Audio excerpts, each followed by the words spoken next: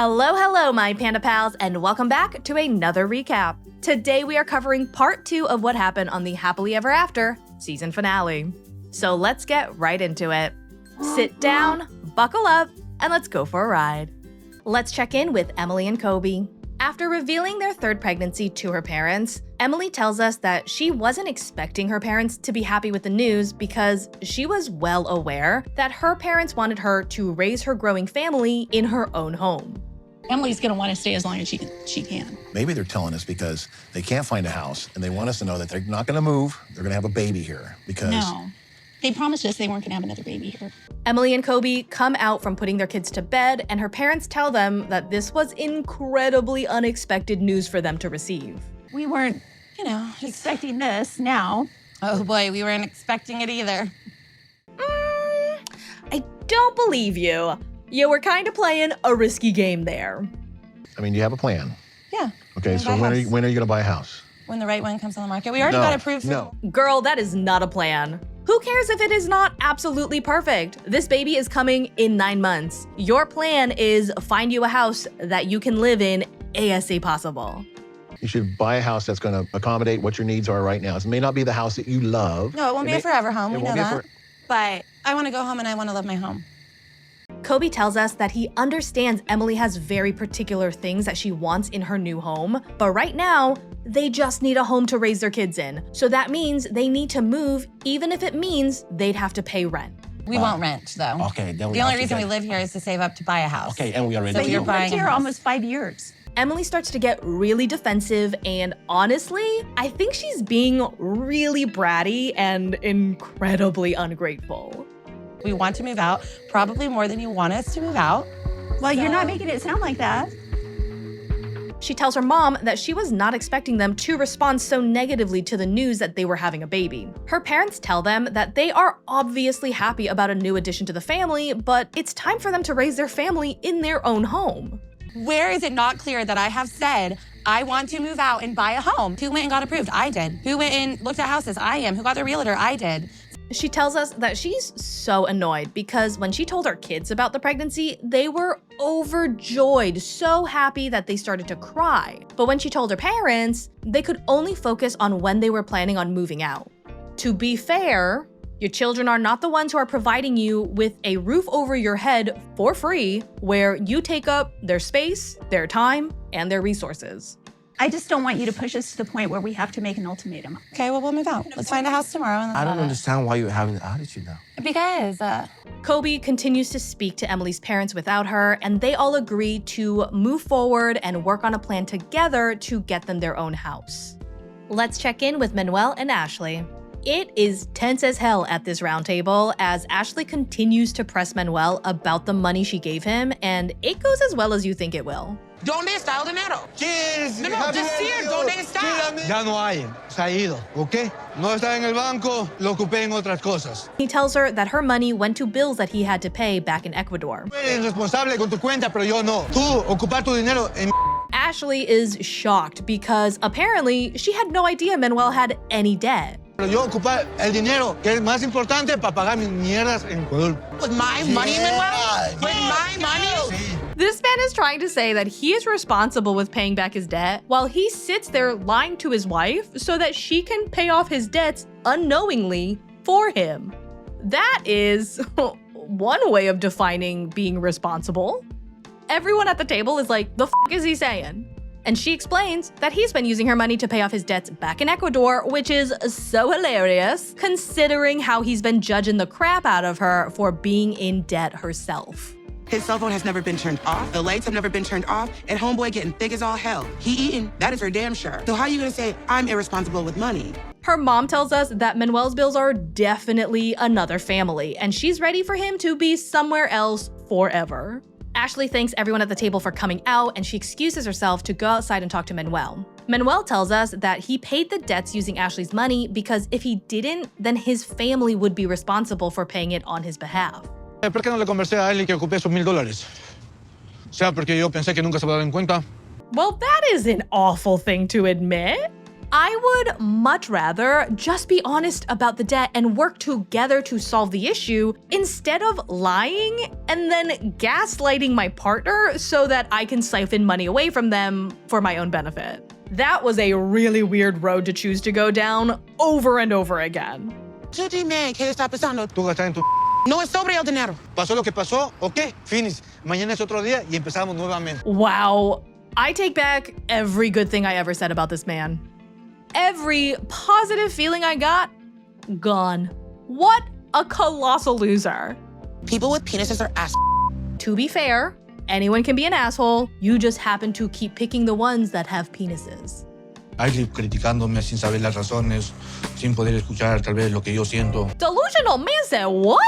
She doesn't know the reason because you never tell her. She literally has begged you to explain yourself and you never do. Y yo no sé qué más hacer. Pueda luchar por este amor. Tell her the truth. Let's check in with Angela and Michael. It's a new day and Angela continues training Michael on the household chores with what I am assuming is a basket full of hope that she will eventually never have to do these again. Babe, cover up. Well, maybe they wouldn't pop out if you play with them. That's what they're trying to tell you. The f does that mean? Do your boobies get smaller when Michael plays with them? Or are they packed up? Michael wants to add some of his own clothes to the laundry, but Angela tells him no because the kid stuff has to get washed first. I've never seen so much laundry my entire life. Do you think I will ever get a chance to wash my own clothes? You still got some clothes to wear before you go naked, and maybe I should let you go naked. Yeah, because that wouldn't be weird for the children in your home. Don't measure. That's for damn people know what they're doing here. Just Okay. pour. Don't be slow, baby. Do it like you're making love. There you go. Oh. That is too much detergent. You do not need that much detergent. It's Christmas Eve and everyone is in the Christmas spirit, including Michael. My present is Michael being my very own Santa. It's ho-ho. They all sit down to have dinner and stuff their faces full of food, literally.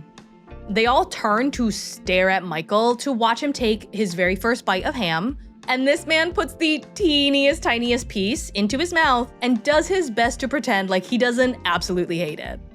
All American food is so, it's weird. I miss my own food. This time, I'm not spitting anything out. I will just eat what I can eat, and that's it. The kids ask him what his favorite thing about the US is, and he tells them that the best part of being here is finally being able to spend time with his family and his wife. Is America different from Nigeria? Totally different. Yes. Really? I ain't seen you take pictures or anything. If I go to Nigeria, I'm taking about 100 pictures. You ain't took not one since you've been here. Ma'am, his first day in America, Angela took him to a gas station and then back home so that he can do chores nonstop. Whatever was he supposed to take pictures of? The gas pump? A tree? Anyway, Michael tells her that he can't take photos right now because he doesn't actually have a phone. The kids ask what happened, and he tells them that the phone broke before he came to the States. What happened to you? Just tell the truth. Mima broke the phone. Mima broke the phone after we had a little disagreement. That's the honest truth. The kids go off to bed, and Skyla and Angela head to the kitchen where Skyla asks her if she really broke Michael's phone. Angela tries to explain that Michael promised her that he would remove the Paradise Men group chat off of his phone, but one day they were together and she saw a notification from the group pop up on his phone. And he tried to pass it off by saying that even though he deleted it off of his phone, he still does get notifications about it. I'm not gonna sue Michael. If you delete a group chat, they don't pop up. And I just snapped and I said, you know what? I said, now, paradise that bitch. Yeah, because that's a reasonable reaction. Skyla tells Angela to hire a PI, and Angela tells her that she is just tired of constantly finding dirt on Michael, so she doesn't want to hire a PI because she just wants to be blissfully unaware for a while. Tired of hearing your bullcrap about living a delusional, happy life. I will do it if you'll go with me. Angela says that she will hire a PI in a few weeks, but for right now, she wants to give Michael a chance to prove himself because he just got to the States. Well, a few weeks have gone by, and apparently, Michael has not proven himself, so Angela and Skyla are now out to meet with a PI. Michael's only been here 2 weeks, and I already feel he's lying because he's acting shady. So apparently, Angela got him a new phone, and one day as she's working, she asks him to bring his phone to her, so he leaves and goes to get it, but he's taking a super long time, so she just goes up to go to him to get it. She sees that he's crouched over his phone really suspiciously, and when she comes in and asks him what the hell he's doing, he gets so scared and jumps like he's been caught red-handed. I really need to know now. before he gets any more involved in my life and my family's, if he's here for me, or is he really here for himself? They head into a China buffet to meet up with the PI, which that location feels a little weird to me. I guess I just assumed a PI would have an office. We're trying to figure out if he's trying to get his ducks together and leave Mama B now that he's here, or if maybe he is, still in a relationship with my mama, so. The PI asks why she's coming to him now if they've already been together for 7 years. And Angela tells him that other than him being an ambassador in that Paradise group chat, she also discovered that he's been texting a woman named Cheetah and claims that he is helping her get a visa to the States so that she can be with her husband. And I'm thinking, first of all, you can get your own goddamn visa. Isn't that ironic? Her name's Cheetah. Ain't it We're ironic? talking. Cheetah. I cheat on you ass. Yeah. Then she goes on to tell him about how she found his search for life insurance policies for people over 50, and apparently Skyla knew absolutely none of this stuff. I can't wait to expose him. Mama just keeps hiding for him. You really do seem like one of them old, naive old ladies. They get scammed. Well, that's what you act like. And that, my Panda Pals, is all I have for you today. Get your butts ready for the tell-all, cause there's gonna be a lot of them. And it is gonna get weird because everyone's gonna be living in the same house for the duration. We're gonna get to meet Liz's new man. We invited him here today. Yay! Hi, Jason. You better deal with the issues or you'll be sitting here just like I am. We're gonna find out what kind of dirt the PI dug up on Michael. I've got a 189-page report. I'm shaking. I'm scared to death. And we're probably gonna learn a lot of things that we wish we could have died not knowing. I bought a customized dildo to his size. I made a video. Working with it? Yes. It was still not enough, and he still jacked off to other women. So yeah, it kind of looks like we got a lot of things to look forward to. A huge shout out to all of my channel members for their continued support. If you like this video, be sure to hit that subscribe button to join this awesome panda party. I hope you guys enjoyed this ride, and as always, thanks for not letting me ride this train wreck alone. Bye!